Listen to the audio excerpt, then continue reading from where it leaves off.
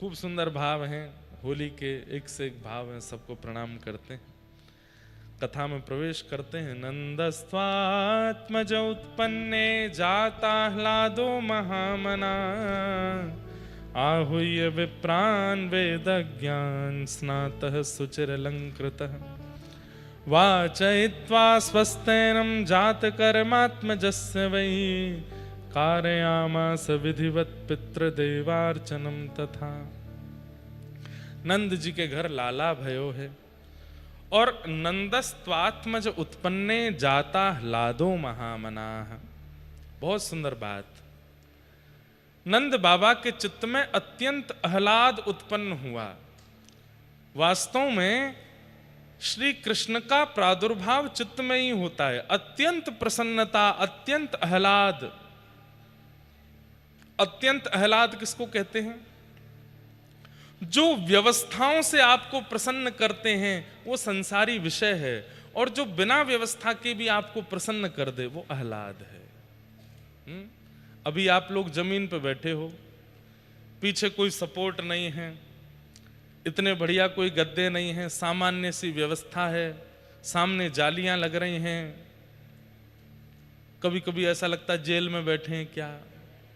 और कई लोग तो ऐसे पकड़ के कथा सुनते हैं, कैदी उम्र कैद है गई है, हो ही गई है। ठाकुर जी ने अपनी भक्ति में उम्र कैद कर दिया हमको। तो क्या बता रहा था मैं? आह्लाद। तो अभी आप लोगों की जो व्यवस्था है, शरीर की ये मांग नहीं है। शरीर तो इससे बहुत कुछ अच्छा मांगता है, पर कथा में जब आप लोग बैठते हैं तो उस समय जो आपकी शारीरिक स्थिति है वो अति व्यवस्थित नहीं है, लेकिन फिर भी आप इतने प्रसन्न हो, फिर भी आप इतने आनंदित हो। कई लोगों के नेत्र सजल होते रहते हैं, कई लोग नेत्र बंद करके एक टक 4 घंटे ऐसी कथा सुनते रहते हैं, कई लोग इतने व्याकुल स्थिति में रहते हैं। इस समय अव्यवस्था में जो आपको प्रसन्नता हो रही है, यही श्री कृष्ण है, यही श्याम सुंदर हैं। आप लोग क्यों ऐसा सोचते हैं कि श्याम सुंदर सामने आएंगे तो ही मानेंगे कि ये श्याम सुंदर का दर्शन है? नहीं, आप ये क्यों नहीं मानते? ऐसे किसी विवाह में नहीं बैठ सकते आप, ऐसे किसी के घर के जन्मोत्सव में नहीं बैठ सकते, ऐसे किसी के एनिवर्सरी पार्टी में नहीं बैठ सकते, ऐसे किसी भी सांसारिक लोक रंजन में आप नहीं बैठ सकते, लेकिन कथा में आप इतनी देर बैठ करके बिल्कुल अव्यवस्था में भी इतने प्रसन्न चित्त हो, इतना सुख आपको चित्त को मिल रहा है। ये कृष्ण नहीं है तो क्या है? ये कृष्ण ही तो है।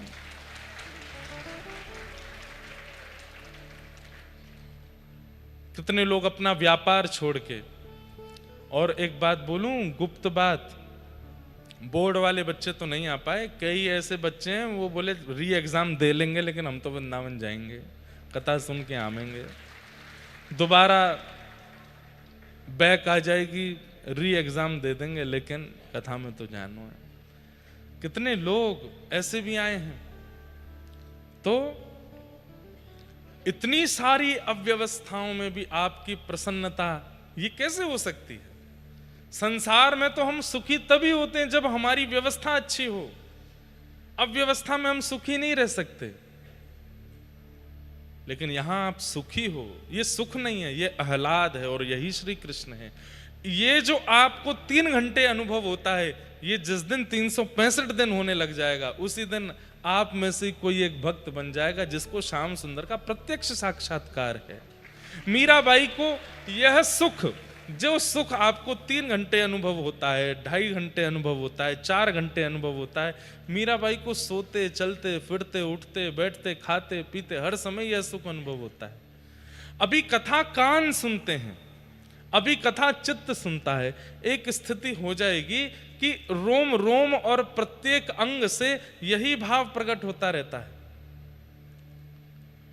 हम तो 365 दिन कथा करते हैं, लेकिन हाँ संसार पकड़ता है कई बार, लेकिन हर परिस्थिति में कुछ ना कुछ भगवत अनुभूति होती रहती है। लाइट चली जाए तो समझो ठाकुर जी आ गए, कछु चीज ऊपर गिर जाए तो समझो ठाकुर जी पीट रहे हैं, डांट रहे हैं, तेने कुछ अपराध किए होगो। चलते चलते गिर गए, पाम में मोच आ गई तो ठाकुर जी कह रहे हैं नेक देर आराम कर ले, बहुत डोले यहाँ यहाँ। आराम कर। अनुकूल मिल जाए तो कृपा, प्रतिकूल मिल जाए तो कृपा। तुकाराम जी महाराज की पत्नी उनको बहुत डांटती फटकारती थी। छत्रपति शिवाजी महाराज श्री तुकाराम जी महाराज से दीक्षा लेने के लिए गए, तो श्री तुकाराम जी महाराज से छत्रपति शिवाजी ने पूछा कि आपकी इतनी बड़ी आध्यात्मिक स्थिति का कारण क्या है। तो उन्होंने 3 नाम लिए, 2 नाम तो गुप्त थे, उनकी कृपा, इनकी कृपा, और तीसरा नाम अपनी पत्नी का लिया। तो शिवाजी महाराज बोले, पत्नी तो आपकी बड़ी प्रतिकूल है महाराज, ये तीसरा नाम मुझे पचा नहीं। वो तो दिन भर आप पे चिल्लाती रहती है, आप पे हाथ तक उठा देती है, आपको इतना खरा खोटा कहती है। बोले इसीलिए तो इतना चिल्लाती मारती पीटती खरा खोटा बोलती है, तभी तो मेरा गृहस्थ में मन नहीं लगता, उतना मन भी मेरा ठाकुर जी में ही लगता है। इसीलिए तो उसकी कृपा है, वो नहीं डांटती फटकारती तो उसमें मन लगा रहता। अच्छा है, विपरीत है तो उसके हिस्से का भी प्रेम में ठाकुर जी से ही करता हूं। तो फिर तो शिवाजी महाराज बोले, आप तो संध्या होते ही घर जाते हो, पत्नी के साथ गृहस्थाश्रम का निर्वाह। बोले वो मेरा शरीर करता है, मैं मन से नहीं करता। मन से तो मैं विट्ठल को बिक चुका हूं, और उसमें बहुत बड़ी कृपा मेरी पत्नी की है। वो अगर अनुकूल होती, जैसी मैं चाहता वैसी होती, तो वो जो कुछ प्रतिशत है वो भी वो ले जाती। अच्छा है वो प्रतिकूल है, उतना भी मैं ठाकुर जी को दे देता हूं। ऐसा हम बन जाएं कि हमारे जीवन में आने वाली प्रत्येक प्रतिकूलता, उसमें भी हम ठाकुर जी की अनुभूति करने लग जाएं। अनुकूलता हो, प्रतिकूलता हो, सांझ हो, सवेरा हो, अच्छा हो, बुरा हो, भला हो, हर स्थिति भगवत इच्छा जैसी लगने लग जाए, समझ जाइए कि बस अब आप भक्ति पथ के एक पड़ाव को पार कर चुके हैं। 365 दिन एक ही स्थिति रहे बस। आह्लाद श्री कृष्ण है। नंद बाबा के चित्त में आह्लाद हुआ है। नंदस्त्वात्मजोत्पन्ने जाताह्लादो महामनाः आहूय विप्रान् वेद ज्ञान स्नातः सुचिरलंकृतः। अत्यंत आह्लाद में आ गए, ब्राह्मणों को बुलाया, ब्राह्मणों ने आकर के स्वस्ति वाचन किया, ठाकुर जी का तिलक करके पूरे व्रजमंडल में बधाई गब रही है, सब उत्सव मना रहे हैं। रमा क्रीडन मभून नृप। हमारे पूज्य नाना जी एक भाव सुनाते थे, नंद बाबा ने इतने रत्न लुटाए, इतने रत्न लुटाए, इतने रत्न लुटाए कि पहले तो कुछ दिन ब्रजवासी लूटने लगे, लूटते लूटते फिर ये हुआ कि अब जेबों में जगह नहीं बची तो घरों में जाके रखने लगे। कहते हैं स्थिति हो गई घरों में भी जगह नहीं बची, तो अब क्या करें, जो लूटा हुआ था उसको दूसरों पर लुटाने लगे। मतलब एक की जगह अनेक नंद बाबा हो गए, हर अटारी पर एक नंद बाबा जैसा एक ब्रजवासी खड़ा है, और वहां नंद बाबा नंद भवन पर लुटा रहे हैं, थोड़ी दूर पर एक अटारी पर एक दूसरा ब्रजवासी भी नंद बाबा बन के वो भी लुटा रहा है। क्यों? इतना लूट चुका है कि इतना हो गया कि वो भी लुटा रहा है। तो हमारे पूज्य नाना जी कहते, उनके व्रज के साहित्य, व्रज के भाव इतने सुंदर होते थे। इस समय अगर हमारे पूज्य नाना जी होते तो वो नंदगांव बरसाने में ही होते। 85 की उम्र तक हमारे नाना जी ने एक बार भी नंदगांव बरसाने की होली नहीं छोड़ी। दुनिया के लोग वहां लठमार देखने जाते हैं, गाली सुनने जाते हैं, जो भी करने, हमारे नाना जी समाज सुनने जाते, समाज में गाते थे बैठ के। ऊपर समाज होती थी और समाज में एक पक्ष दो पक्ष आमने सामने बैठ करके हेरी है हो कर करके गाते थे। उसमें बैठ के नाना जी हमारे उसका रस लेते और रोते रहते। नंदगांव में श्री ठाकुर जी मंदिर से बाहर निकल के विराजते हैं होली के दिनों में, और फिर उनके सामने होली खेलते खेलते फिर वो नीचे गांव में आती है और लठ मार का रूप धारण होता है। हमारे नाना जी हर वर्ष जाते थे। ठाकुर जी के सखाई थे वो, कोई ऐसे अद्भुत भाव थे उनके। तो वे कह रहे हैं, लाला ये रमा क्रीडन मभून नृप को मतलब कहा है। मैंने कहा मतलब है नाना जी? बोले या को मतलब है कि लक्ष्मी नृत्य कर रही है ब्रजमंडल में। मैंने कहा अच्छा कैसे? अब या के पीछे भाव का है? तो हमारे नाना जी कहते, बोले लाला देख, अवतार जब ठाकुर जी लेवे ना तो अपनी दूसरी पत्नी को सुख देवे जामे। दूसरी पत्नी कौन है? भूदेवी, श्रीदेवी और भूदेवी। श्री हैं लक्ष्मी और भूदेवी पृथ्वी। तो ठाकुर जी सदा श्रीदेवी के पास रहे में, लेकिन जब अवतार लेके आमे तो भूदेवी पर कृपा करवे जामे। लेकिन याबार श्री कृष्ण इतने सुंदर, इतने मनोहर बन के आए कि लक्ष्मी बोली ऐसे सुंदर श्याम सुंदर को स्पर्श या भूदेवी को मिलेगो तो वाके चित्त में ईर्ष्या आ गई, न प्रतिस्पर्धा आ गई। मैं ऐसा कहा करूं कि ये स्पर्श भूदेवी को नहीं मिले, मुंह को ही मिल जाए। तो लक्ष्मी साक्षात नंद बाबा के तहखाने में आके बैठ गई, और जैसे ही नंद बाबा ने लुटानो शुरू कियो, अब नंद बाबा तो ने की सोच के जाते कि इतना ही लुटाऊंगो, लेकिन लौट के आके देखते तो तिजोरी भरी पड़ी है, तो सोचते ने और लुटाए दूं। लो फिर लौट गया तो फिर भरी पड़ी है, तो इतनो लुटायो, इतनो लुटायो, इतनो लुटायो, इतनो लुटायो कि ब्रजवासी लूटते लूटते हार गए। ब्रजवासी के घर भर गए, ब्रजवासियों लुटान लगे। एक स्थिति ऐसी आई कि अब लूटवे वारे नहीं बचे, सब लुटावे को खड़े हैं। जो नीचे खड़े हैं वो सब भी अपनी अटारीन पे पहुंच गए, क्योंकि उन पे भी इतने सामान है लुटावे को। तब स्थिति क्या हुई? बोले लुटाते लुटाते रत्न जवाहरात आदि आदि सब सामग्रियां व्रजमंडल की रज में मंडित हो गईं। जय हो। आज श्रीमद् भागवत के मर्मज्ञ एवं ब्रज के अनेक विद्यार्थियों के और हमारे भी गुरुदेव श्री नेत्रपाल शास्त्री गुरु जी पधारे हैं। आपको बारंबार प्रणाम, बारंबार वंदन। जय।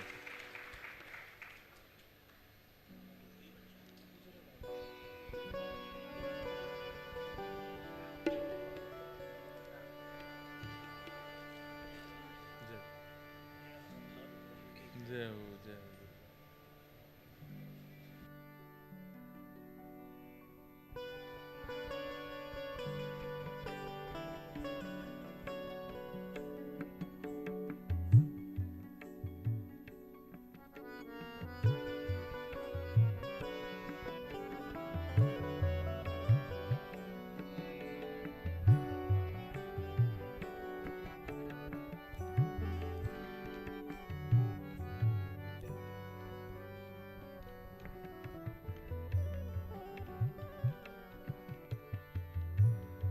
तो नंद बाबा ने इतनो लुटायो कि ब्रजवासी लुटान लगे, लूटवे वारे लुटावी की स्थिति में आ गए। और इतनो लुटायो कि संपूर्ण ब्रजमंडल में अब लूटवे वारे नहीं बचे, सब लुटावे वारे हैं। तो कहा भयो, लुटाते लुटाते जितने रत्न जवाहरात हीरे आदि माणिक सब ब्रजमंडल में छा गए। जा भूदेवी को सुख देवे के लिए श्री ठाकुर जी आए हैं। अब भूदेवी श्रीदेवी दोनों एक साथ रह गई हैं। रमा क्रीडन मभून नृप। पूरे ब्रजमंडल की रज को, पूरे ब्रजमंडल की धरा को रमा ने भी आच्छादित कियो है, लक्ष्मी ने भी आच्छादित कियो है। ठाकुर जी को प्रादुर्भाव भयो। 6 दिना बाद एक राक्षसी आई, जाको नाम है पूतना। रूप बदल करके आई, अति सुंदर रूप धारण करके आई। सब वाक्य रूप को देखवे के काजे मोहित है गए। कोई वाक्य नेत्र देख रो, कोई चाल देख रो, कोई वाक्य वस्त्र देख रो, कोई वाक्य मुस्कान देख रो, कोई वाक्य बोली सुन रो है। ऐसी सुंदरी पूतना कि सब वाक्य रूप में मोहित है गए। पूतना को अर्थ कहा है भक्ति में आने वाली सबसे पहली बाधा। भक्ति में आने वाली सबसे पहली बाधा क्या है? किसी व्यक्ति के स्वभाव को बिना जाने उसके प्रभाव पर आकर्षित होना। ये भक्त इतनी जल्दी प्रभाव से आकर्षित नहीं होते। सब लोग सावधानी से सुनिए, इधर देखो। भक्त का एक स्वभाव होता है, भैया नाम जप करते हो, तिलक स्वरूप लगाते हो, कथाएं सुनते हो, तो आपके अंदर उसके कुछ लक्षण आने चाहिए।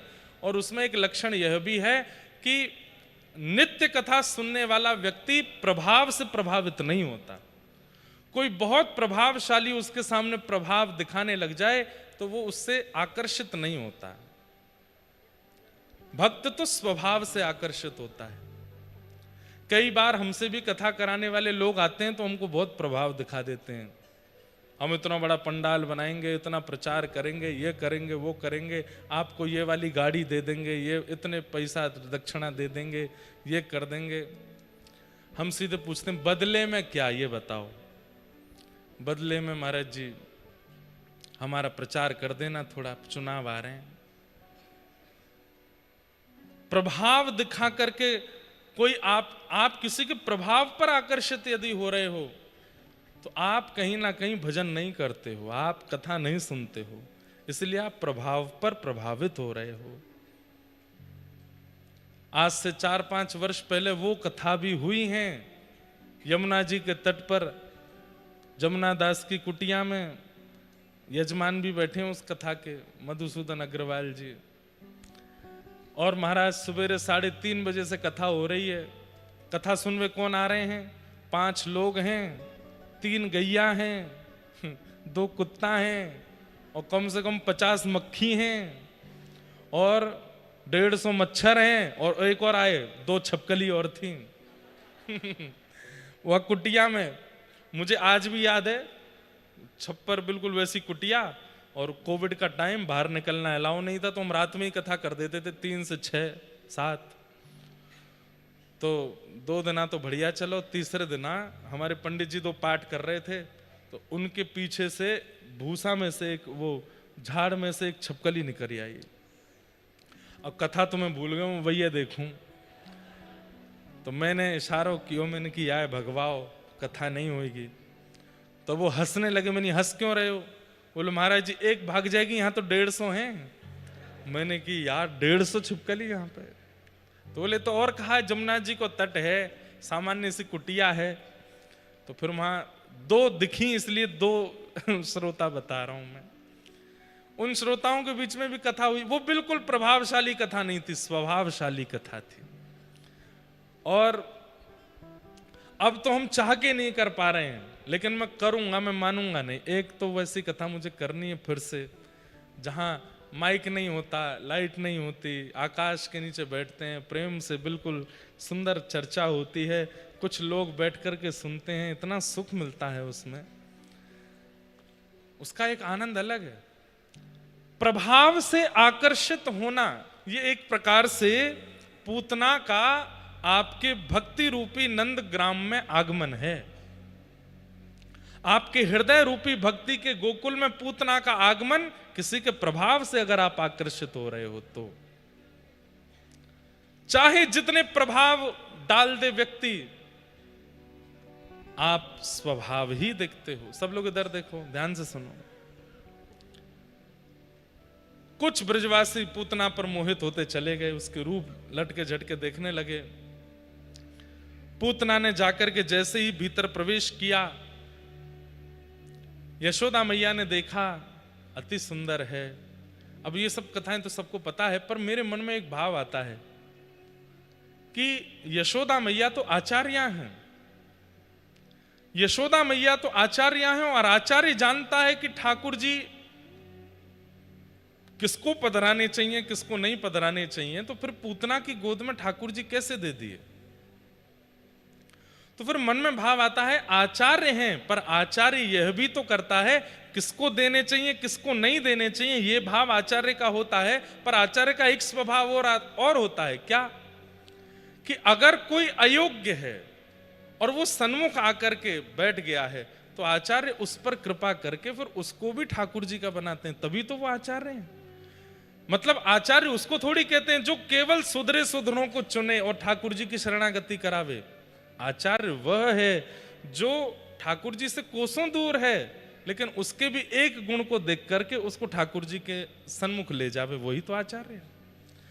पूतना को देख करके यशोदा मैया पहचान गई हैं कि अधिकारी नहीं है, लेकिन उसी समय यशोदा मैया ने आचार्य रूप धारण करके मन में विचार किया, कोई इतना समीप आकर के ठाकुर जी के और फिर भी ठाकुर जी से वंचित हो जाए, इससे तो फिर भक्त सृष्टि पर एक अविश्वास हो जाएगा कि बताओ पूतना इतनी पास पहुंच करके भी ठाकुर जी को गोद में नहीं ले पाई, हम लोग प्रयास करके पास पहुंच जाएंगे तो हम कैसे प्राप्त करेंगे। इतनी समीप आ गई है। तब यशोदा मैया ने विचार किया कि अब इस पर कृपा होनी चाहिए और ठाकुर जी उसकी गोद में पधरा दिए। श्रीमद् रामानुजाचार्य भगवान, आपने जब देखा रंगनाथ भगवान की सवारी निकल रही थी, प्रसिद्ध कथा है, बहुत ध्यान से सुनना।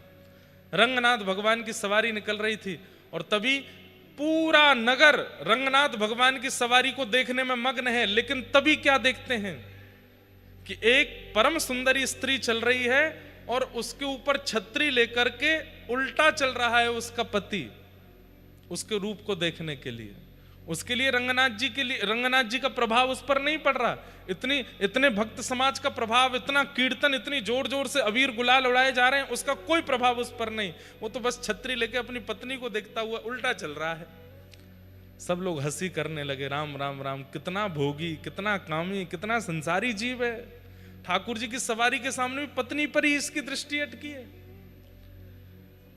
लेकिन आचार्य तो आचार्य है। आचार्य ने देखा और तुरंत अपने शिष्यों से कहा, ये धनुर्दास उसका नाम, धनुर्दास को बोलो मुझसे आके मिलेंगे। धनुर्दास जी के पास जाकर के शिष्यों ने कहा, गुरुदेव ने बुलाया, आचार्य चरण ने बुलाया है। बोले अभी तो मैं नहीं आ पाऊंगा। तो बोले कब आओगे? बोले जब पत्नी स्नान करने को जाएगी उतनी देर में फ्री रहता हूं, तब आऊंगा, नहीं तो मैं उसको देखने में व्यस्त रहता हूं। बताइए कैसी आसक्ति देखने में। पत्नी स्नान को जा नहीं रही थी, वो तो गई जबरदस्ती कि आचार्य बुला रहे हैं जाओ। नहीं जाओगे जब तक मैं स्नान करने, तो मैं जा रही हूं स्नान करने, तुम जाओ। दौड़ा दौड़ा गया, आचार्य चरण प्रणाम स्वीकार करें, जल्दी बताएं क्या आज्ञा। बोले आज सुबह हमने देखा रंगनाथ प्रभु की यात्रा निकल रही थी, पर तुम फिर भी अपनी पत्नी के ऊपर से दृष्टि नहीं हटा रहे थे। क्या करूं महाराज, इतनी सुंदर है वो, उसके रूप के आगे मुझे कोई भाता नहीं। आचार्य चरण बोले यदि उनसे सुंदर कोई दिख गया तो इतना विश्वास है कि कहता है उससे सुंदर कोई नहीं होगा, ये मैं जानता हूं, वो सबसे सुंदर है। आचार्य चरण बोले मैंने फिर भी दिखा दिया तो?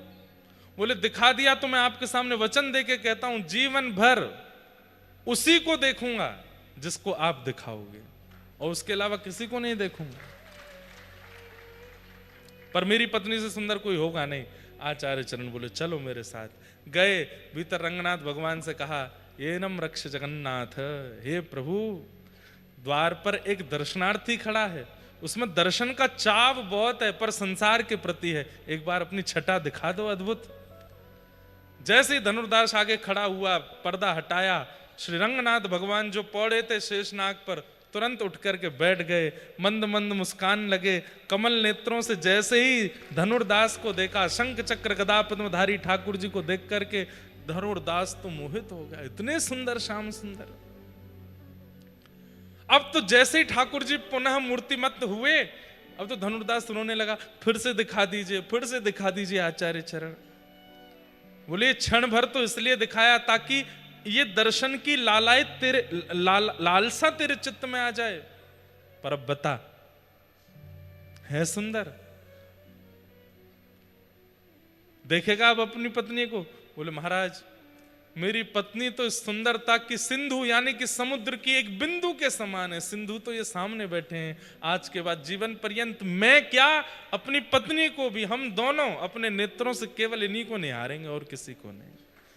और लगा दिया। आचार्यों का तो स्वभाव है, आचार्यों का तो स्वभाव है अयोग्यों को योग्य बनाना। वो योग्यों को ही योग्यता प्रदान करें, ये आचार्य स्वरूप नहीं है। और श्री यशोदा जी तो आचार्य हैं। जब उन्होंने देखा कि ये पूतना है, अब देखो प्रकट रूप में, प्रकट लीला में तो वो केवल यशोदा हैं, और वो रूप देख करके अब हम बताते हैं कथा में कि यशोदा मैया के मन में आई, इतनी सुंदर बन के आई है, या गोद में लाला दे दूं, पर वाकई पीछे परोक्ष लीला भी तो है कि वो आचार्य हैं, और आचार्य अयोग्य को भी योग्यता देती है। तुरंत ठाकुर जी उसके गोद में दे दिए। भगवान ने पूतना को नहीं देखा, क्यों? अपनी वास्तविक रूप में नहीं आई है, रूप बदल करके आई है। रूप मत बदलिए, जैसे हो वैसे ठाकुर जी के आगे प्रस्तुत हो जाया करो, जैसे हो वैसे ही ठाकुर जी के सन्मुख आ जाया करो। भगवान ने मुख नहीं देखा, जैसे पयोधर मुख में पधराया पूतना ने, आहा, तस्मिन् स्तनं दुर्जरवीर्यमुल्वणं घोराङ्कमादाय शिशोर्ददावथ गाढं कराभ्यां भगवान् प्रपीड्यत प्राणैः समं रोषसमन्वितोऽपिवत्। जैसे ही पूतना ने अपना पयोधर भगवान के मुख में दिया, ठाकुर जी ने पहले उसके विष को पिया, उसके दुग्ध को पिया, रस तत्वों को पिया, पुण्यों को पिया, पापों को पिया, और अंत में प्राण समम रोष समन्वितो पिबत। जैसे ही प्राण पीने प्रारंभ किए, पूतना का तो रूप जो स्वरूप था वो विकराल होने लगा, विचित्र होने लगी, विकराल रूप धारण कर लिया, राक्षसी रूप में प्रकट हो गई पूतना। और जब राक्षसी रूप में आई तब ठाकुर जी ने अपनी दोनों भुजा हटाई, बोला हाँ अब बढ़िया लग रही है, जैसी है वैसी दिख रही है। अब कम से कम रूप तो ना बदलो तेने। हमारा यहां पर भाव या फिर आचार्यों का भी भाव श्रृंगार से नहीं है। ठाकुर जी को श्रृंगार प्रिय नहीं है ऐसी बात नहीं, यहां पर स्वभाव की बात है। जो लोग होते तो पाखंडी हैं, होते तो आडंबरी हैं, होते तो दुष्ट प्रवृत्ति के हैं, होते तो काम क्रोध स्थिति में हैं, लेकिन दिखाते ऐसे हैं कि उनसे ज्यादा सज्जन कोई नहीं है। ऐसे लोग पूतना है ठाकुर जी के लिए। सब लोग इधर देखिए, वार्ता नहीं करिए, अलम विषय वार्ताया, कथा में कोई वार्ता नहीं। और देखो जो बाहर अब लोग खड़े हैं, जगह नहीं है अंदर, और बीच बीच में आ रहे हैं, तो अब लॉक कर दो, उठ के नहीं जामे कोई भी। बीच में कई लोग आते हैं, थोड़ी बहुत देर सुन के फिर चले जाते हैं, सबको डिस्टर्ब होता है। और अब अगर हो सके तो बाहर ही बैठवा दो, भीतर जगह कम है। क्या निवेदन कर रहा था मैं, क्या बता रहा था? हैं? हाँ पूतना, वाह भैया तुमने तो बहुत बढ़िया। सुनो पूतना, 1.5 घंटा तो मैं वही बोल रहा हूं पूतना। क्या विषय क्या बोल रहे थे? हैं? छोड़ो, हम खुद ही सोच लेते हैं।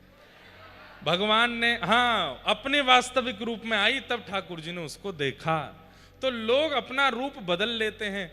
वास्तविक विशेष रूप से आप हैं तो क्रोधी, हैं तो लोभी, हैं तो ईर्ष्यालु, हैं तो छल दल सब भरा पड़ा है, लेकिन दिखाएंगे क्या? किसी व्यक्ति से ईर्ष्या करते हैं, लेकिन वही व्यक्ति सामने आ जाए तो दुल्लर तिल्लर होके पांव छू रहे हैं उसको हृदय से लगा रहे हैं, अरे तुमसे ज्यादा। अब इसमें यह भी एक प्रश्न मुझसे किसी ने किया, महाराज जी मान लीजिए हम किसी से ईर्ष्या करते हैं, वो सामने आ जाए तो सामने भी तो ईर्ष्या नहीं करनी चाहिए, सामने तो प्रेम ही करना चाहिए।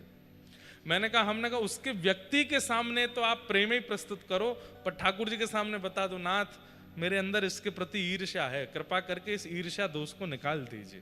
ठाकुर जी के सामने तो स्वीकार करो, कम से कम अपनी राक्षस प्रवृत्ति को, अपने उस दुष्ट प्रवृत्ति को ठाकुर जी के आगे परोस दो। नाथ हम ऐसे हैं। कौन कुटिल खल कामी मौसम, कौन कुटिल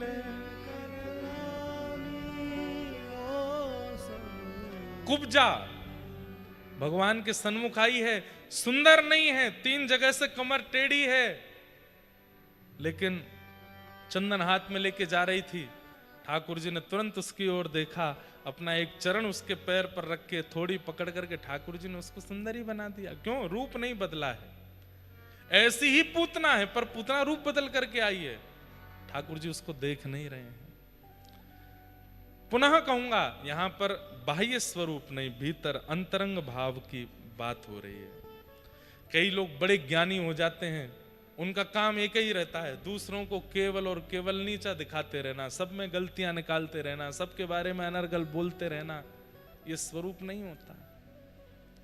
हरिराम व्यास जी अत्यंत ज्ञानी थे और वो जा जा करके चुनौती दे करके विद्वानों को परास्त करते थे। जब पहुंचे काशी, ब्राह्मणों ने जाकर के विश्वनाथ भगवान से कह दिया कि अब हरिराम व्यास आए हैं काशी के ब्राह्मणों को हराने के लिए। तो विश्वनाथ भगवान एक विप्र का रूप धारण करके गए और जाकर के हरिराम व्यास जी से केवल एक प्रश्न किया, क्या? बस इतना बता दीजिए, विवेक किसे कहते हैं? हरिराम व्यास जी बोले, सद असद का जिसको ज्ञान हो गया हो उसको विवेक ही कहते हैं। ये प्रश्न क्यों पूछ रहे हो? बोले इसलिए पूछ रहे हैं कि तुमको विवेक हो गया। हरिराम व्यास जी से बोले। व्यास जी क्रोध में तिलमिला गए, कौन हो तुम, ऐसे कैसे बोल सकते हो? अरे तो विवेक हो गया कि नहीं यही तो पूछ रहे हैं।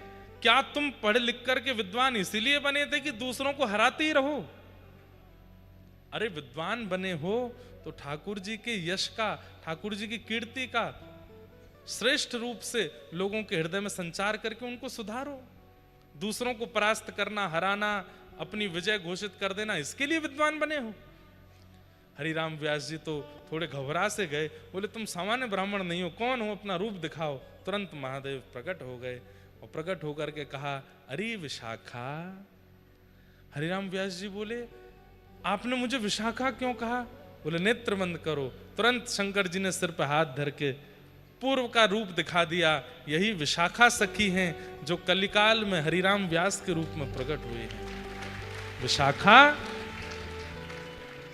तुम हरिराम व्यास जी के रूप में आई हो, विद्वान बनकर के इसलिए आई हो ताकि व्रज का प्रचार करो, व्रज का रस के उत्थान करो। जाओ व्रजमंडल, ये लोगों को हराना, दोष निकालना, उनको परास्त करना, इसके लिए विद्वान नहीं बने हो तुम व्रज का प्रकाश करने के लिए विद्वान बने हो। पहुंच जाओ वृंदावन। हरिराम व्यास जी वृंदावन आए। आहा,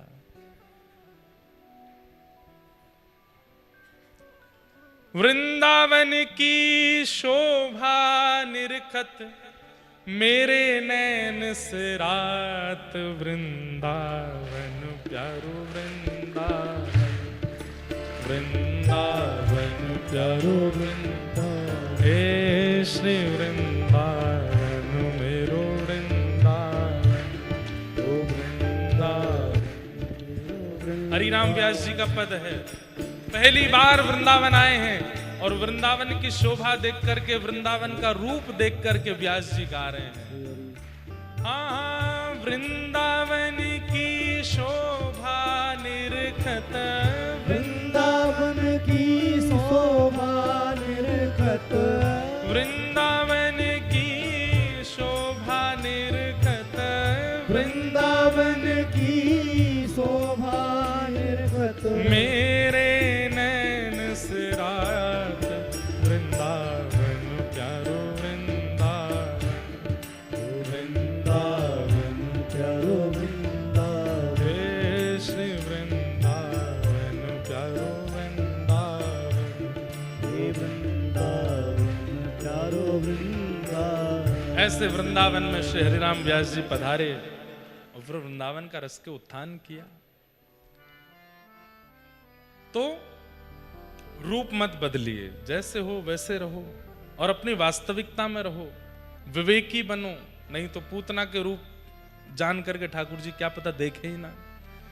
भगवान ने पूतना का वध किया, विशाल विकराल स्वरूप पूतना का नंद भवन के पीछे जाकर के गिरा।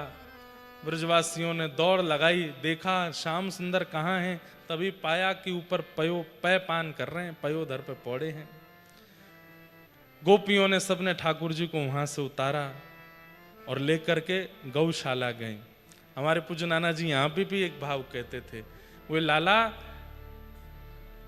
जैसे ही ठाकुर जी को जन्म भयो 6 दिन है गए, सबने दर्शन किए ठाकुर जी के, एकमात्र गैया रह गई और गैया रोन लगी गौशाला में। और वहीं से ठाकुर जी से कहने लगी, जय जय, दुनिया में झूठो प्रचार कर रहे हो कि मैं गैयान के काजे आया हूं, 6 दिन है गए, अभी तक हमको दर्शन नहीं मिले हैं। ठाकुर जी बोले नेक सबर करो, मैं घुटमुन चलन लगूंगो, सबसे पहले गौशाला में आऊंगा। बोले रहन दो, तुम्हारी सबर अपने पास ही रखो, इतने दिन है गए। अरे देवन को दर्शन है गए, गंधर्वन को दर्शन है गए, लता पत्र वृक्षन को दर्शन है गए, मानवन को दर्शन है गए, हम गैयान ने कहा बिगाड़ो आपको। सो ठाकुर जी बोले, अब नाना जी ऐसे ब्रज भाव से सुनाते, सो ठाकुर जी बोले रुक जाओ, नसैनी की व्यवस्था करूं। नसैनी समझो, ऊंची सिड्डी, जैसे अब ऊपर कोई लाइट चढ़ानी हो तो यहाँ बड़ी बड़ी सिड्डी आएंगी, हमारे ब्रज में उसको बांस की बनती है, उसको नसैनी बोलते हैं। ठाकुर जी बोले नसैनी की व्यवस्था करूं, अब यहाँ पे तो दिखूंगा नहीं, तो नसैनी पे ऊपर चढ़ूंगो और ऊंचाई पे जैसे ही पहुंचूंगा तो वहां पे दिख जाऊंगो। तो पूतना रूपी नसैनी मंगाई ठाकुर जी ने, और वाको पयोधर पान कियो, राक्षसी बनी, विशाल विकराल रूप धारण कियो। ठाकुर जी बोले जितनी ताकत है तो में ए राक्षसी उतनी लंबी है जा। और जैसे ही पूतना लंबी चौड़ी भई, सो ऊपर आकाश से ठाकुर जी ने गौशाला में खड़ी भई सब गैयान को अपनो दर्शन दे दियो, कर लो मेरो दर्शन, 6 दिन है गए, आज अनुभव कर लो। ठाकुर नाना जी ऐसे सुंदर ब्रज के भाव कहते। तब गोपियों ने मन में विचार किया, गैया बोली इतनी दूर से दर्शन दे रहे हो हैं, ऐसे हो तुम 6 दिना के नेक्से से, और विशाल विकराल या पूतना के पयोधर पर लटके भाई ऐसे लगे जैसे कोई माखी माछर हो, हमें तो दर्शन ही ना है भयो। ठाकुर जी बोले रुको मैं कोई और योजना बनाऊं। तो गोपीन ने जब ठाकुर जी उठाए तो सब गोपीन के मन में आयो कि लाला को नजर गुजर नहीं लग गई हो, पूतना राक्षसी को दूध पियो, कहीं विष नहीं बन गए हो, तब क्या करें। तब सब गोपी बोली लाला को गौशाला ले चलो, वहां पे गौ पुच्छ से झाड़ू लगाएंगी, गौमूत्र से स्नान कराएंगी, गैयान की खुर की रज या के अंग से लगाएंगी, सोई लाला स्वस्थ हो जाएगा। ये सब भावना गोपियों के मन में भी ठाकुर जी ने डाली, और सब गोपियां लेकर के जैसे ही गौशाला में पहुंची, आहा गैयाओं के नेत्र सजल हो गए, गाय बड़े स्वर में रम्मान लगी, हमारो गोपाल आ गयो, हमारो कन्हैया आ गयो। थनों से बिना किसी प्रयास के ही दुग्ध प्रवाह होने लगा, गैया सब मचलने लगी। यशोदा मैया ने जा करके गौमूत्रेण स्नापित्वा पुनर्गौरज सार्वकम रक्षाम चक्रुष्य शक्रता द्वादशांगेषु नाम भी। भगवान के 12 अंगों में रज लगा करके भगवान के नामों से ही ठाकुर जी को झाड़ा दिया, गौमूत्र से स्नान कराया, गौपुच्छ से झाड़ा लगाया। ठाकुर जी बड़े मनी मन प्रसन्न, गैयान को टुकुर टुकुर देख रहे हैं, अब राजी हो? सब गैया बोली हाँ लाला अब हम राजी। सबन को सुख दियो ठाकुर जी ने, कोई ऐसा बचो नहीं है जाकू ठाकुर जी ने सुख नहीं दियो हो, सबको सुख दे रहे हैं। ठाकुर जी 3 महीना के भय करवट उत्सव मनो, पालना उत्सव मनो, वही में सक्टासुर नामक एक दैत्य आयो, भगवान ने वाको भी वध कियो। मैया ने पूछी इतनी बड़ी बैलगाड़ी कैसे पलट गई, तो छोटे छोटे बालकन ने कह दी मैया तुम्हारे लाला ने अपने पाद प्रहार से बैलगाड़ी उछाल दी। यशोदा मैया लाला को एक बैलगाड़ी के नीचे सुवाई आई। क्यों? ब्रजवासी सब छेड़ रहे हैं, कोई लाला गाल खींच रहा हो, कोई हाथ खींच रहा है, लाला परेशान है को, तो एकांत में एक बैलगाड़ी के नीचे कपड़ा बांध के झूला सो बना दियो, वहीं सुवाई दिए। इतने में एक सक्टासुर दैत्य आयो। ठाकुर जी ने देखे सक्टासुर दैत्य आयो है और मैया जा रही है। अच्छा एक बात आप लोग ध्यान रखना बंधुओं, भगवान की हर लीला में चाहे दैत्य वध कर रहे हो, चाहे राक्षस वध कर रहे हो, उस लीला में प्रधान वो दैत्य वध नहीं है, उस लीला में प्रधानता किसी भक्त के ऊपर कृपा है। जैसे पूतना मर्दन लीला में एक सहज भाव से कह दिया कि गैयाओं को दर्शन देने थे, और ऐसे असंख्य कई ब्रजवासी थे 6 दिन में जिनको दर्शन नहीं हुए, उनको भी ठाकुर जी ने एक साथ दर्शन दे दिया। तो प्रधानता वहां पर भक्तों को दर्शन देना है, पूतना को मारना नहीं। यहां पर भी सक्टासुर का वध प्रधानता नहीं है, तो प्रधानता क्या है?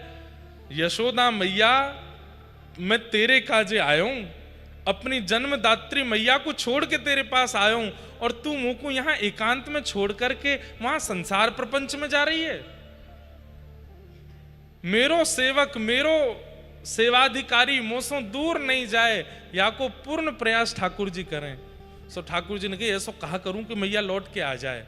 तभी ठाकुर जी ने देखो एक सक्टासुर नामक दैत्य आयो, सो ही ठाकुर जी ने अपना एक पैर उठायो, उठा करके बैलगाड़ी में मारो, बैलगाड़ी 2 बार आकाश में गई, नीचे गिरी, सक्टासुर को वध भयो और आवाज सुनकर के यशोदा मैया घूम गई।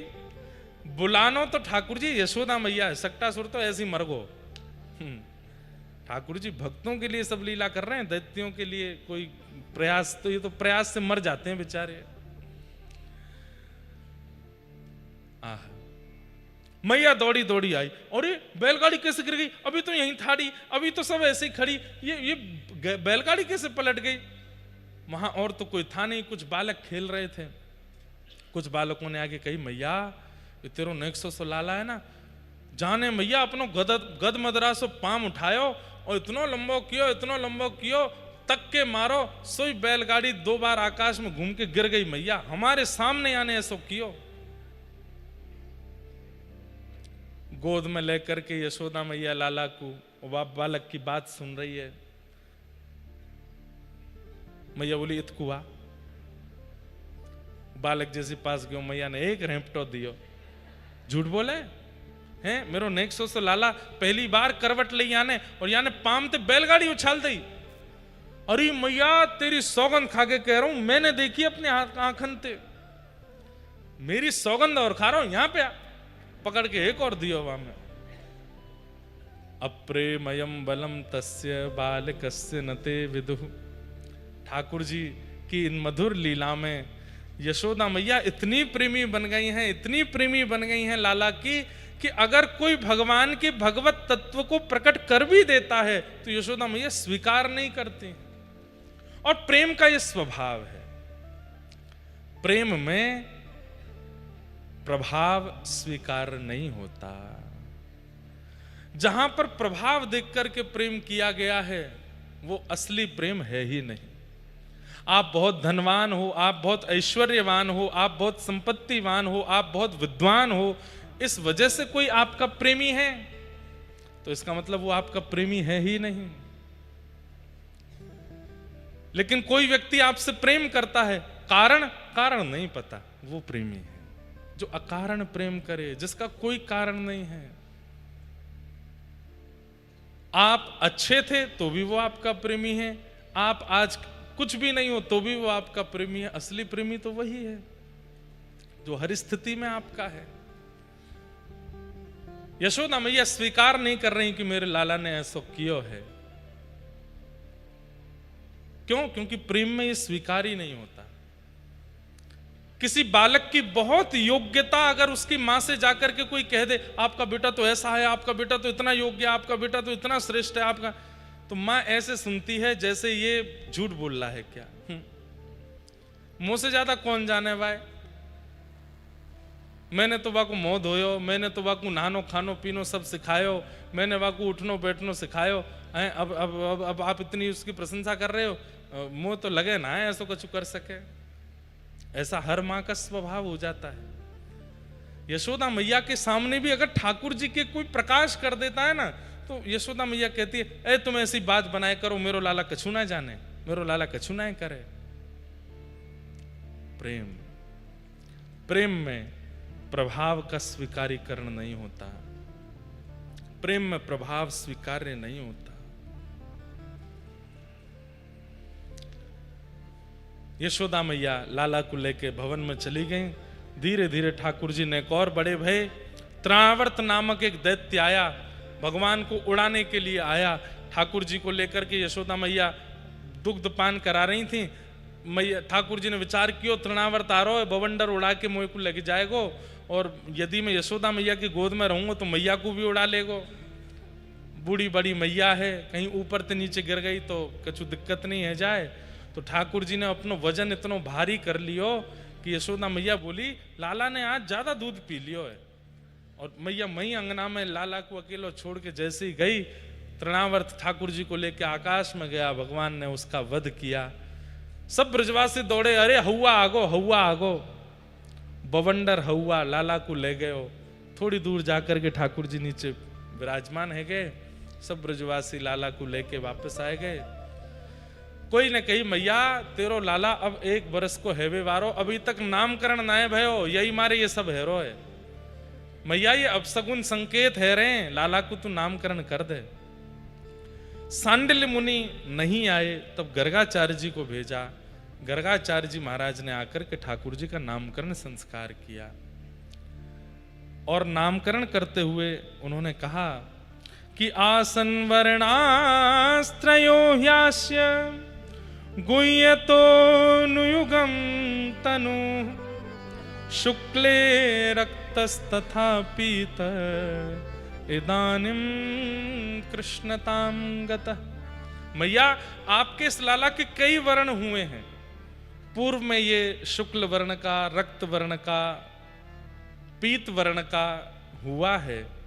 इसके अनेक अवतार पहले हो चुके हैं, अनेक वर्णों में ये प्रकट हुआ है। इस बार ये कृष्ण वर्ण का है, इसलिए मैं इसका नाम कृष्ण रखता हूं। बोलो बाल कृष्ण लाल की। कृष्ण वर्ण है। केसर तिलकम कृष्ण वर्णम, केसर तिलकम कृष्ण वर्णम राधा रमणम हरे हरे राधा रमणम हरे हरे व्रज जन प्रियतम बाल मुकुंदम राधा रमणम हरे हरे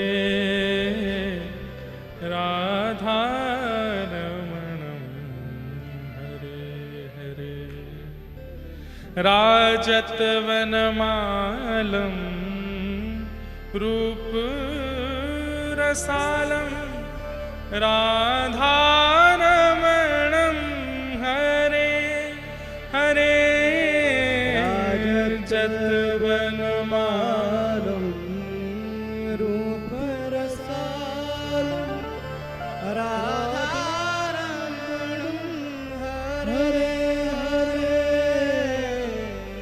राधा रमणम हरे हरे राधा रमणम हरे हरे गोरज मुख लसितम भक्त चितवसितम राधा रमणम हरे हरे राधा रमणम हरे हरे व्रज जन प्रियतम बाल मुकुंदम राधा रमणम हरे हरे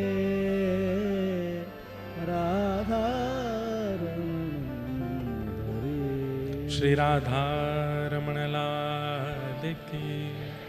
वैसे ये कोई वैसी बात नहीं, पर मैं भाव से कहूं तो मुझे और आपको हम तो कहते हैं कि हम सबको मिलवावे वारो हमारो गिरधर लाल।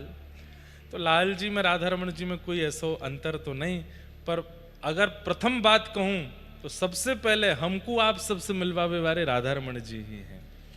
ये भाव ही है राधा रमणम हरे हरे, जिससे इतने सारे वैष्णव जुड़ पाए, इतने सारे वैष्णव मिल पाए, भक्ति पथ पर आ पाए। तो एक प्रकार से हमको और आपको मिलावे वाले श्री राधा रमण लाल ही हैं। उनकी वजह से ही हम मिले हैं, उनकी वजह से ही आप मिले हो। ऐसे श्री राधा रमण जी हैं हमारे।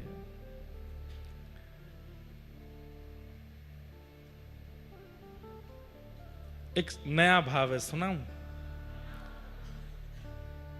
राधा रमण वृंदावन वारे,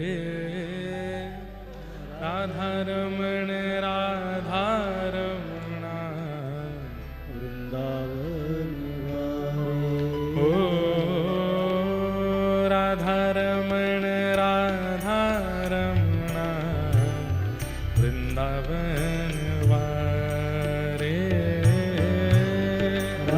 करताल बजा के गाओ। अच्छा, हमसे ज्यादा अनप्रोफेशनल आदमी दुनिया में कोई नहीं है। ये भजन हमने 2 साल पहले लिखा, बना दिया, गा दिया, अभी तक लॉन्च ही नहीं कर पाए। क्यों? अब वो कहते हैं वीडियो बनाओ। मैंने कहा वीडियो हमसे बनानी आती नहीं है। बनाने वाले आते पर समय ही नहीं है बनाने का।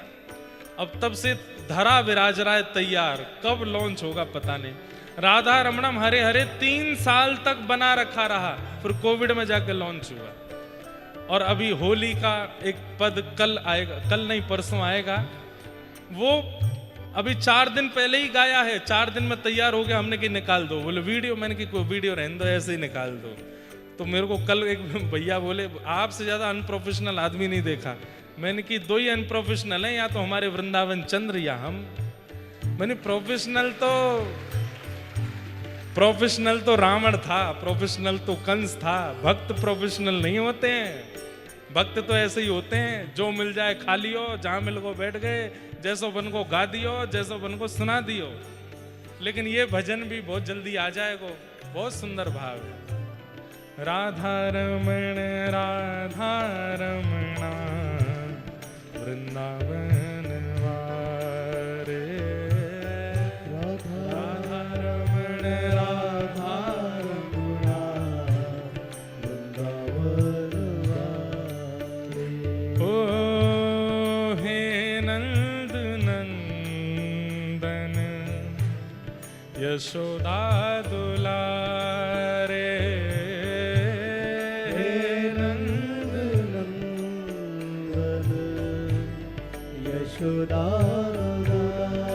ओ हे नंद नंदन यशोदा दुलारे। हे नंद नंदन यशोदा दुलारे। राधा रमण राधा रमणा वृंदावन वारे। राधा रमण राधा रमणा। करताल बजा के गाओ, एक ताल। ओ वृंदावन वारे प्यारे रमण बिहारी। मोटे मोटे नैन आँखी तिरछी कटारे। वृंदावन वारे प्यारे रमण बिहारी। मोटे मोटे नैन आँखें तिरछी। ओ मत जइयो, हाँ मत जइयो, मत जइयो, हाँ मत जइयो। ओ मत जइयो, हाँ मत जइयो, मत जइयो, हाँ मत जइयो।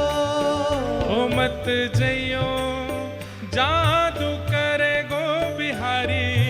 वृंदावन वारे प्यारे रमण बिहारी।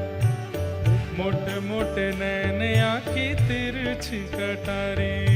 वृंदावन वारे प्यारे रमण बिहारी। मोटे मोटे नैन आँखी तिरछी कटारी। इसमें जो अंतिम भाव है, क्योंकि गिरधर लाल जी की रचना है, कितना सुंदर भाव है। हमारे हृदय का भाव है, पूर्ण हो किसी दिन ऐसी अभिलाषा है। ओ एक दिन श्यामा संग आओ वन चारी। एक दिन श्यामा संग आओ बनचारी। एक दिन श्यामा संग आओ वन चारी। एक दिन श्यामा संग आओ बनचारी। ओ गिरधर लाल जो है बाट तिहारी। गिरधर लाल जो है बाट तिहारी। ओ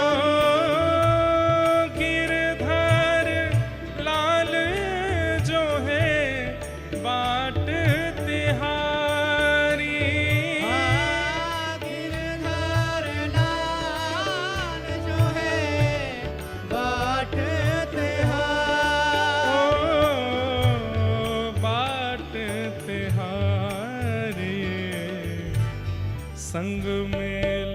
भाव क्या है? हे राधा रमण जी, एक दिन श्यामा संग आओ बनचारी। किसी दिन वन में गौचारण करते करते किशोरी जी को लेकर के आप श्री गिरधर लाल जी के पास आओ। गिरधर लाल जो है बाट तिहारी। श्री हमारे गिरधर लाल आपकी बाट निहार रहे हैं कि एक दिन राधा रमण जी आवेंगे, और जब आप तीनों मिलेंगे तब क्या होगा? संग मेल संग मेल संग मेल बरसाओ, प्रेम रस भारी। संग मेल बरसाओ, प्रेम रस भारी। राधा रमण राधा रमणा, वृंदावन वारे। राधा रमण राधा रमणा, ओ हे नंद नंदन, यशोदा दुलारे।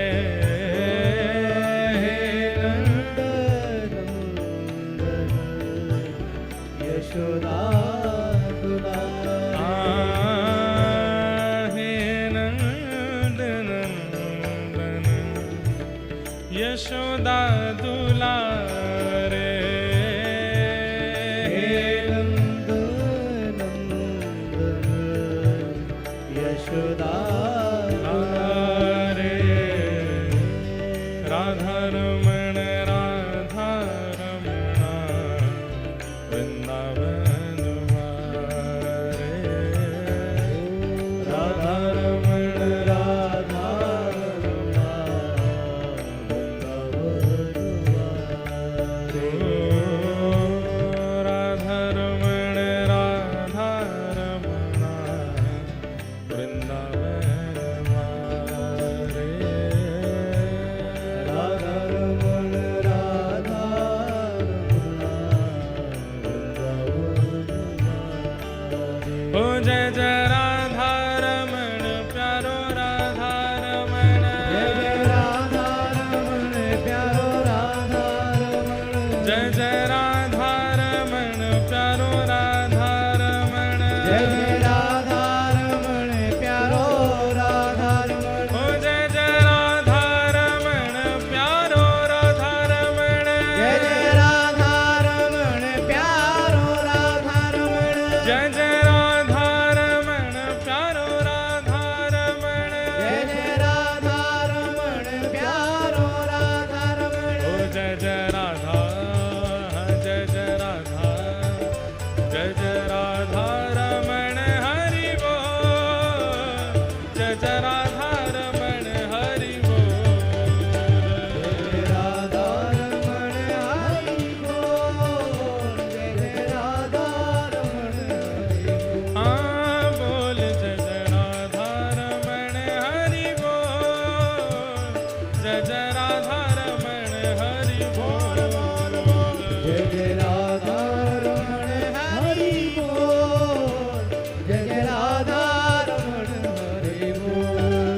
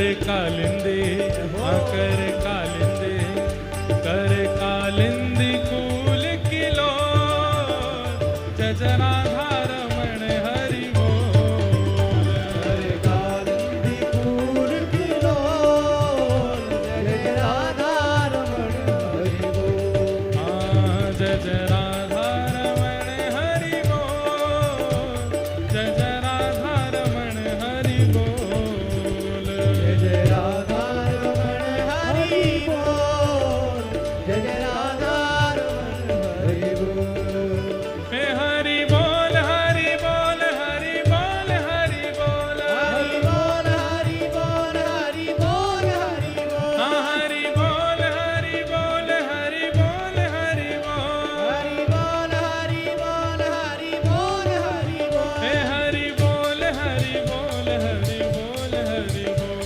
हरि बोल हरि बोल हरि बोल हरि बोल हाँ हरि बोल हरि बोल हरि बोल हरि बोल हरि बोल हरि बोल हरि बोल हरि बोल ओ जय जय राधा जय जय राधा जय जय राधा रमण हरि बोल जय जय राधा रमण हरि बोल जय राधा रमण हरि बोल जय राधा रमण हरि बोल जग नाचे जिसकी किलकन पे जगन्नाथ है जिसकी किलकन पे जग नाचे जिसकी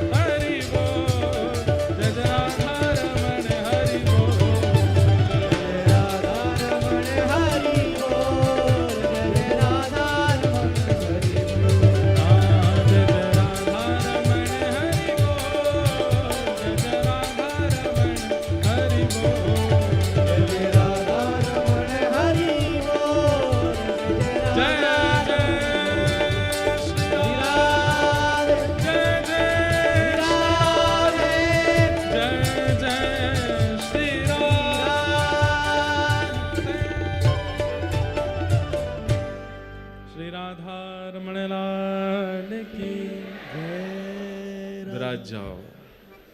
आसन वर्णास्त्रयो यास्य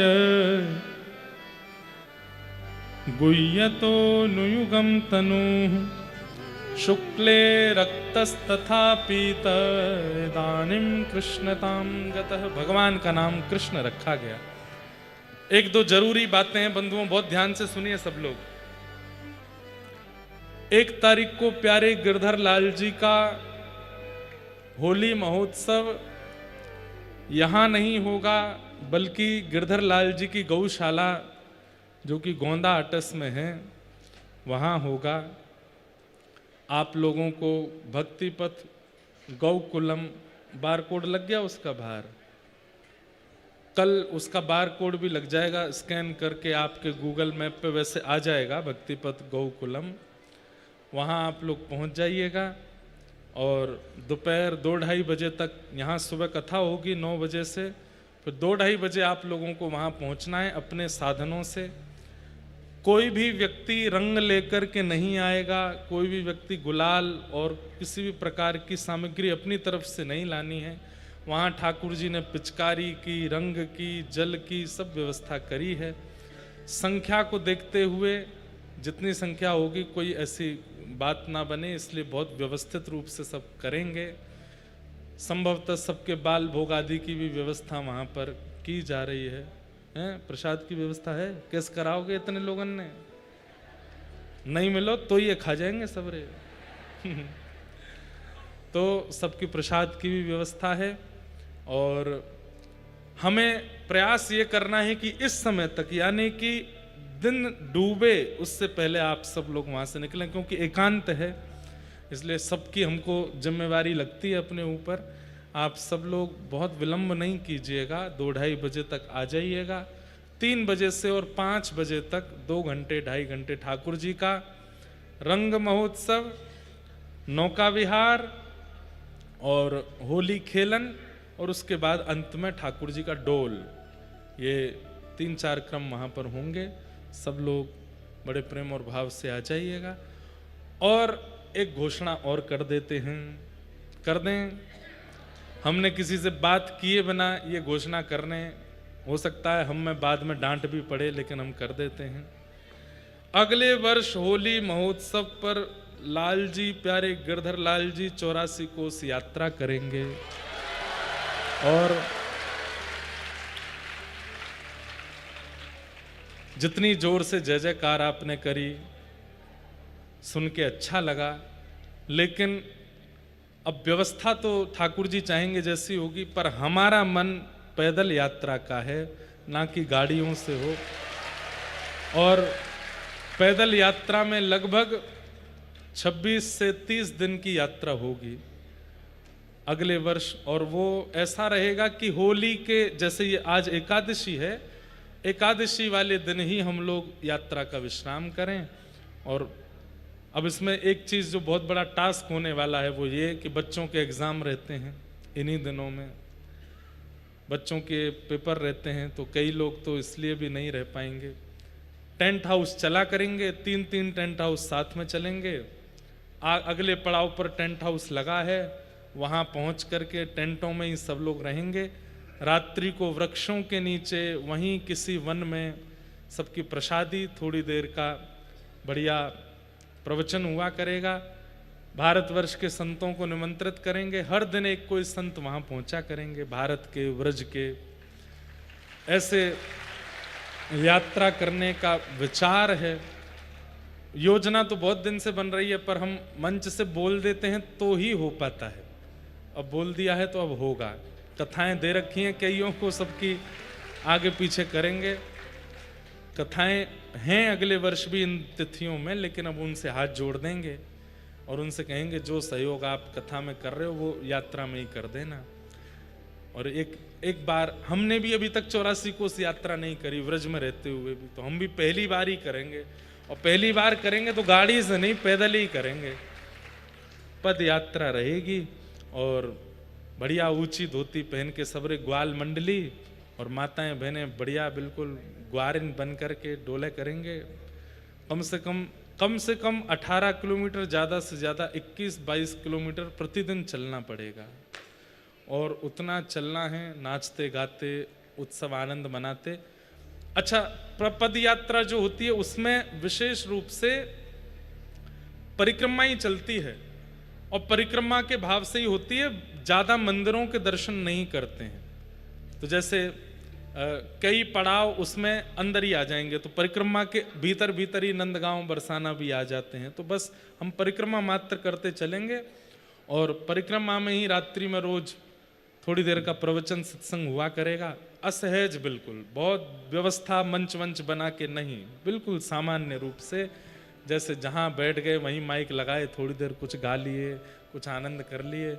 और सुबह लाल जी का श्रृंगार आरती होए करेगी 8 बजे, बाल भोग लेकर के 9 बजे यात्रा फिर प्रारंभ, और शाम 5 बजे तक यात्रा चला करेगी। ठंडी के दिन रहेंगे तो धूप कष्टदायी नहीं होगी, आनंद लगेगा, आनंद से होगी।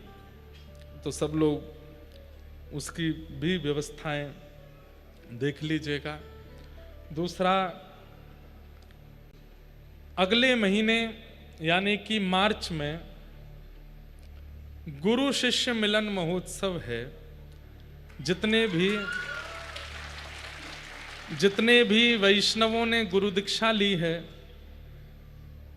मिल नहीं पाते हैं सबसे, इसलिए 3 दिन का एक गुरु मिलन महोत्सव किया है, गुरु शिष्य मिलन महोत्सव।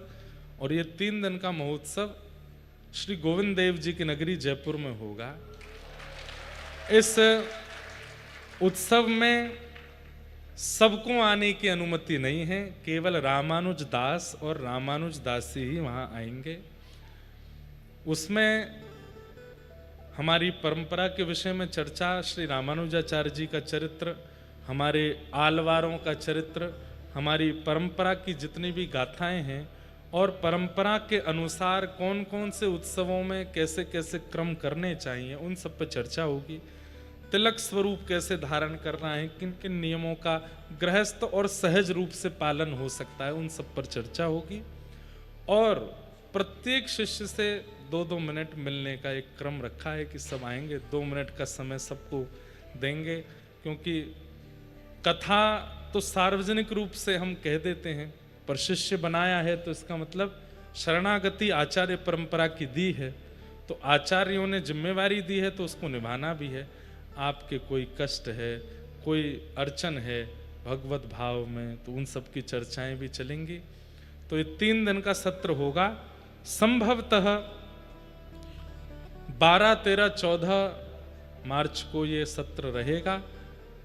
और इसकी विशेष मतलब स्थान कौन सा है, कैसे क्या है, वो सब हम आपको और 1-2 दिन में बता देंगे।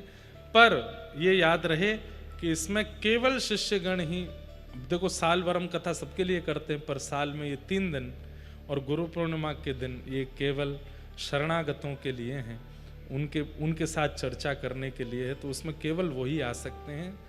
जहाँ कहीं से भी, दिल्ली, बम्बई, कलकत्ता, बाहर से भी जो शिष्यगण सुन रहे हैं, अगर आ सकते हैं तो जयपुर की टिकट कटा लीजिए। गोविंद देव जी की नगरी में 3 दिन का ये सत्र रहेगा।